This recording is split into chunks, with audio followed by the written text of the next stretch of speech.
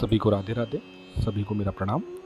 आज हम चर्चा करेंगे उंगलियों के परस्पर लंबाई के विषय में कि उंगलियों की परस्पर लंबाई क्या दर्शाती है ना, और इन उंगलियों में स्थापित पर्व क्या बताते हैं। तो चलिए प्रारंभ करते हैं। उंगलियों की परस्पर लंबाई अगर हम वैसे देखें तो उंगलियों के मिलाने पर अगर उनके मूल में छिद्र हो, मतलब अगर इन दोनों उंगलियों को यदि हम मिलाते हैं और इनके मूल में यदि छिद्र माना आ जाता है, अगर हमें छिद्र दिखाई दे जाता है तो ऐसा ज्योतिष में कहा जाता है कि ऐसे व्यक्ति निर्धन होते हैं। निर्धन अर्थात वो खर्चीले स्वभाव के होते हैं, उनके पास पैसा उतना बचत नहीं होती है अगर उससे देखने पे आर पार दिखाई दे रहा है।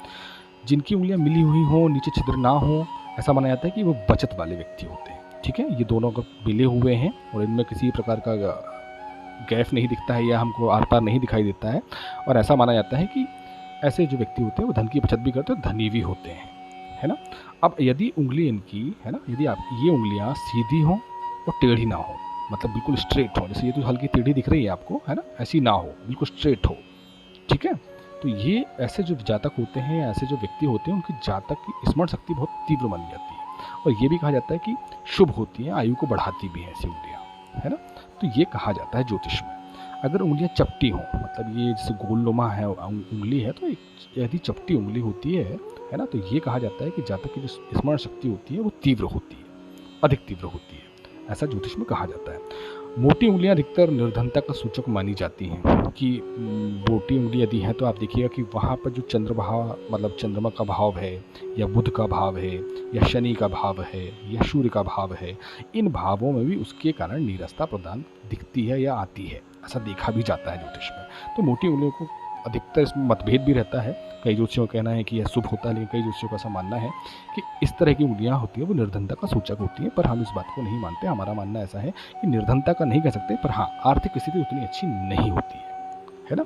अगर उंगलियों के पर्व लंबे हों और शुक्र स्थान पर रेखा हो, है ना, अगर उंगलियों के ये पर्व लंबे हैं, मतलब सभी पर्व लंबे लंबे हैं, ठीक है, मतलब इनमें अच्छी लंबाई, ऐसा नहीं कि एक छोटा है एक बड़ा है, एक छोटा है एक बड़ा, ऐसा नहीं। पर्व की लंबाई यदि बराबर हो और ये शुक्र स्थान जो है इधर पे अगर आपकी रेखाओं भाव बनते हैं, खड़ी खड़ी रेखाओं के भाव बनते हैं इस भाव में, तो ऐसा बोला जाता है कि पुत्रों की प्राप्ति होती है। कह सकते हैं कि एक या दो से अधिक पुत्र हो सकते हैं, है ना। यह ज्योतिष में ऐसा देखा भी जाता है कि अगर यहाँ पर शुक्र स्थान भी हो और पर्व लंबे हो तो पुत्र की प्राप्तियां बताई जाती हैं। अब परस्पर लंबाई की बात करते हैं, तो यदि तर्जनी उंगली, आपकी मध्यमा उंगली कि नख है ना, नख जो होते हैं मतलब नाखून, ठीक है, उनकी पर आधी लंबाई तक पहुंच रही है, यदि आपकी तर्जनी उंगली मध्यमा के नख के आधी लंबाई तक यदि पहुंच रही है ना, और अनामिका तर्जनी उंगली के बराबर है, मतलब आपकी ये अनामिका जो है ये तर्जनी के बराबर है ना। कनिष्ठिका जो है इससे एक पर्व छोटी होनी, मतलब इस पर्व से छोटी होना चाहिए, यहाँ से भी नहीं, यहाँ से होना चाहिए, ठीक है। अर्थात अनामिका का नख, मतलब ये जो है अनामिका, इसका जो नख है वाला पर्व जहाँ से शुरू होता है, ठीक है, कनिष्ठ का वहाँ तक पहुँचनी चाहिए, मतलब यहाँ तक पहुँचनी ही चाहिए, ठीक है। तो ऐसे लोगों को शुभ भी माना जाता है कि ऐसे जातक जो होते हैं वो शुभ होते हैं, इनके सभी कार्य मंगल कार्य जल्दी ही बनते हैं, इनको किसी भी कार्य में इतनी अड़चन नहीं आती। यदि उंगली लंबी हो और उनके पर्व भी लंबे हो, मतलब उंगलियाँ जैसे लंबी हैं, ठीक है, अगर उंगलियाँ भी लंबी है और उनके पर्व भी लंबे हैं, ये हो गई उंगलियाँ और ये बनते हैं पर्व, ये भी लंबे हैं साथ में, ठीक है, तो जातक को सौभाग्यशाली कहा जाता है। या स्त्रियों को हाथ में तो मुख्यतः यह देखा जाता है कि सौभाग्यशालिनी कहा जाता है उनको।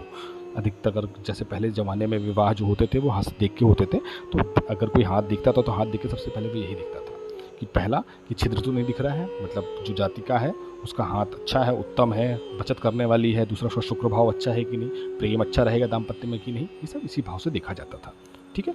अब यदि उंगलियां मिलाने पर तर्जनी और मध्यमा के बीच छेद ना हो तो आप ये समझ चुके हैं कि छेद नहीं होगा, तो हमको क्या मिलेगा, धन की बचत मानी जाती है, ठीक है। अब अगर हम देखें कि मध्यमा और अनामिका के बीच, अगर यहाँ पे मध्यमा और अनामिका के बीच में आपको छिद्र दिखाई देता है ना, तो यह भी धनहीनता को ही बताता है। ऐसा बिल्कुल नहीं है कि ये कुछ अलग बताता है, ये भी सेम ही चीज़ बताएगा। कहीं पर भी छिद्र की स्थिति अगर हमको दिखती है तो बोलते हैं कि इन दो भागों में मुख्यतः, तो हमको वो क्या दिखाता है कि हमें भविष्य में धन हमारे पास बचत नहीं होगा। कनिष्ठिका के बीच का अगर छेद है तो ऐसा बोलते हैं कि बुढ़ापे के समय निर्धनता होती है, बाकी जीवन उत्तम चलता है किंतु बुढ़ापे के समय निर्धनता हमको देखना पड़ती है, कह सकते हैं कि आर्थिक परेशानियां हमको आती है ना। अब यदि अनामिका की नख वाला, मतलब अनामिका का जो नख है ना, ये जो पर्व है वो कनिष्ठिका वहाँ तक, यदि यहाँ तक पहुँच रही है तो भी जातक को धनी ही कहा जाता है, और ऐसा जातक बोलते हैं कि अच्छी आयु जीता है, एक अच्छी आयु वाला होता है है ना।